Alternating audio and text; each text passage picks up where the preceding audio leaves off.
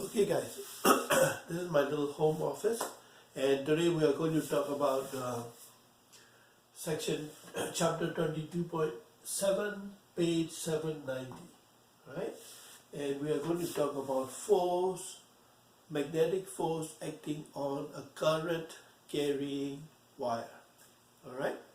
So first of all, how do we derive that? Actually, what is current? Current is just charge going through some conductor, right? So then if we know how to calculate the force on one charge, then it shouldn't be difficult to figure out what would be the force on the whole wire. So let's do that, all right? So to start with, think about a positive charge moving to the right, the velocity v, right? And the magnetic field, to make it easy to draw, I'm just going to make it perpendicular. So actually, in principle, there can be some angle between the magnetic field v and the velocity v and magnetic field b, like that, right? But right now, my b is going into the board, right? So I'm just going to draw like this. So these are the magnetic field going into the board, right? And some here, I'm just going to draw that.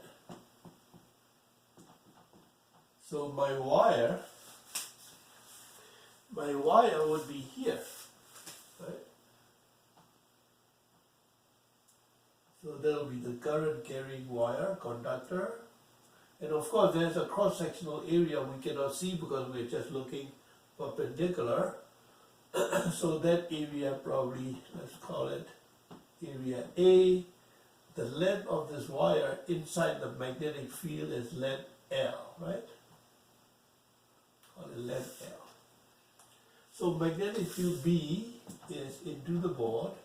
Velocity V is to the right.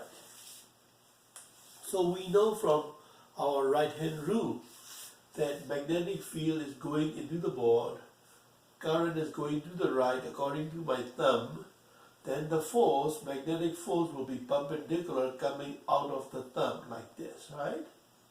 So in this case, the force would be going up on this charge, right? So already you can tell that the force on the wire will be also up because all the charges are going to the right. The force on each charge will be going up, right? So the force will be like that on the wire. How do we calculate the formula? Well, first of all, for one charge, F is equal to Q V B sine theta, right? Q is the charge, V is the velocity, B is the magnetic field, and theta is the angle between V and B. Now, there's more than one charge, right? So then the total force on that would be summing up all the forces on each charge. So let's suppose there are n number of charges in that wire. So I just multiply by n, right? That's reasonable. Now, that n will be in some volume. So that n will be equal to the number of charged particles per unit volume, that's little n, times the volume, which is V. But you know volume for a cylinder, or actually it doesn't have to be cylinder, for example it can be like a rectangular shaped wire, then it'll be the cross-sectional area times the length L. So that'll be N times cross-sectional area A times the length L. So that will be the volume. So now we are going to substitute. So now my F, the force on the current carrying conductor, will be Q V B sine theta little n times A times L. So now I can combine this little q, velocity v, this little n, and A, and that is a charge going through. You can see that with the velocity v, cross-sectional area A, and n is the number of particles per unit volume. And so v is actually the distance traveled per unit time. So by definition, this is our current I. Then I have I still have L, magnetic field B, sine theta. So our formula becomes F is equal to ILB sine theta. So instead of QVB, now it's ILB sine theta. The rule is still the same, right? So the rule is still the same. And what is the rule? Just like our right hand rule, my pointy finger friend, yeah. So this is the thumb, and this is the palm up. So let me draw some palmistry here. So that's your hand, and then magnetic field B will be as before, going in the direction of the fingers. And instead of velocity now, the velocity means the direction of the motion of the charged particles. So now it will be the direction of the current, because current means the motion of the charged particles. And the angle between them is theta, and the force will be out of the palm. Again, that force will be perpendicular to these two guys, right? Perpendicular to current I and perpendicular to the magnetic field B. Alright? So that will be the figure. So it's the same thing. F is equal to QVB. Now F is equal to ILB sine theta, right? So I, instead of velocity V for the thumb, now I have current I. The rest is the same. Okay? Alright. So now let me erase that figure. And then let me do example 22.4. I think it will be page 791. So in that example, what we are going to calculate is we are going to calculate the force on a wire, current carrying wire. That wire is inside a magnetic field.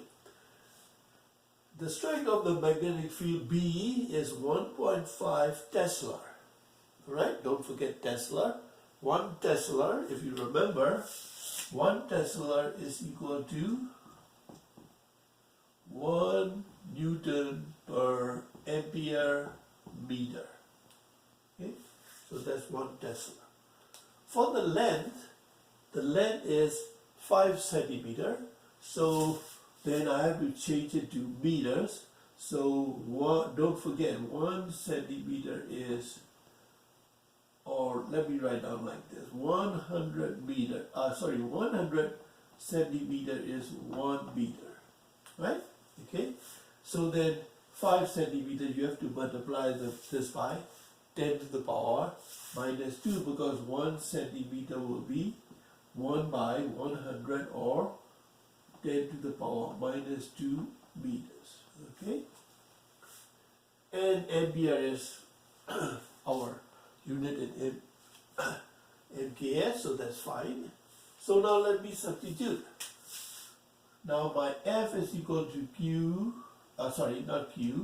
I L B sine theta. According to the figure, according to the problem given in on that page in figure 22.30, then the magnetic field and the current are perpendicular. So my sine theta becomes sine 90, and sine 90 is 1, right? So I just have ILB, right? So now my F is equal to I is 20 amperes Then L is 5 times 10 to the power minus 2 meters. And then I have to multiply with 1.5. That's B, 1.5 Tesla. 1.5 Tesla. So 5 times 20 is 100 times 1.5. Look at the units. Ampere, meter. Tesla is what? Newton per ampere meter. So ampere meter and ampere meter cancel out. So this and this cancel out.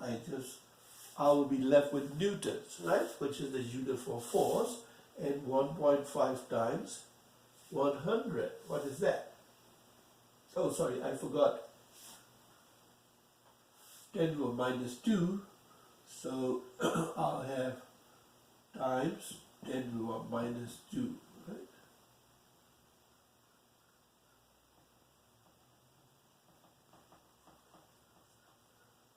Times 10 to the minus 2 newtons. Alright? So this guy will cancel 10 to the 100 and 10 to the minus 2 just give you 1. So I just have 1.5 newtons. So that's a F, right? So that's the magnetic force on that wire. Okay? Alright.